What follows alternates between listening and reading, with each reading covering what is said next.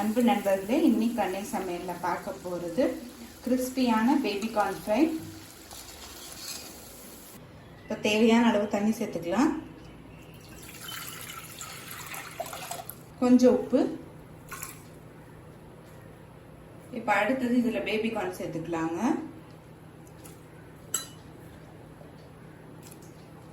இப்போ மூடி போட்டு பேபி கார்ன் நல்லா வேகிற வரைக்கும் வெயிட் பண்ணலாம். இப்போ 10 நிமிஷம் நல்லா ஸ்லோலியே வச்சுருந்தேங்க.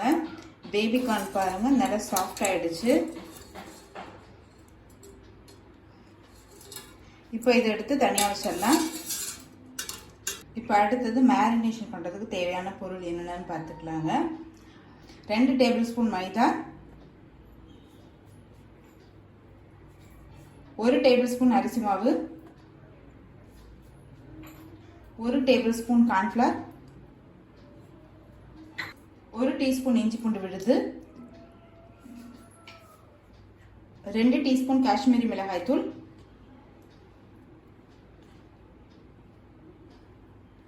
1 டீஸ்பூன் கரம் மசாலா, கொஞ்சம் கருவேப்பிலை, கொஞ்சம் கொத்தமல்லி, கொஞ்சம் எலுமிச்சை சாறு,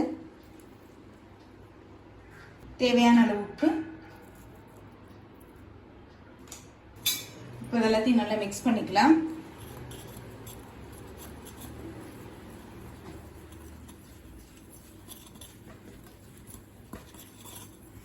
இப்போ இது கூடவே கொஞ்சமா தண்ணி சேர்த்துக்கலாங்க.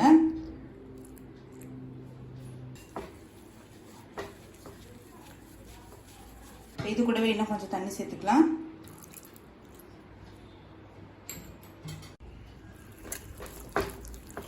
இப்போ எல்லாத்தையும் நல்லா மிக்ஸ் பண்ணியாச்சுங்க.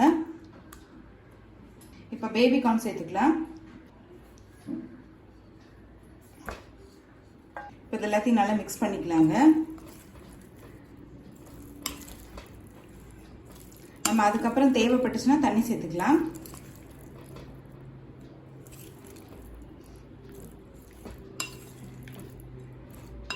ரொம்ப நம்ம தண்ணி சேர்த்தோம்னா பஜ்ஜி மாதிரி ஆயிடும். நமக்கு அது கோட்டிங் ஆகிற மாதிரி அளவுக்கு நம்ம தண்ணி சேர்க்கணுங்க.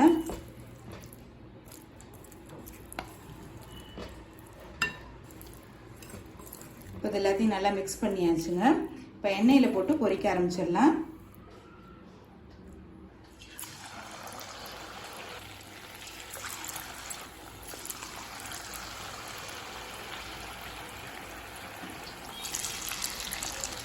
ஸ்டவ் ஸ்லோலே வச்சுக்கோங்க. நல்ல கலர் மாற வரைக்கும் வெயிட் பண்ணலாம். மெதுவாக திருப்பிக்கலாங்க. பாருங்க நல்ல கலர் மாறிடுச்சுங்க. இப்போ பேபி கார்ன் ஃப்ரை ரெடி ஆயிடுச்சு. நம்ம சர்வ் பண்ணிடலாம். இப்போ இன்னொரு செட் அதே மாதிரி போட்டுக்கலாங்க.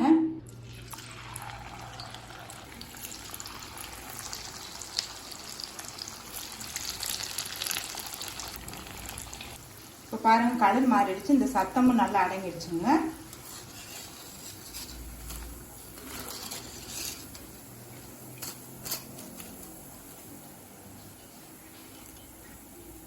இப்போ கிறிஸ்பியான பேபி கார்ன் ஃப்ரை ரெடி ஆயிடுச்சுங்க. சர்வ் பண்ணிடலாம்.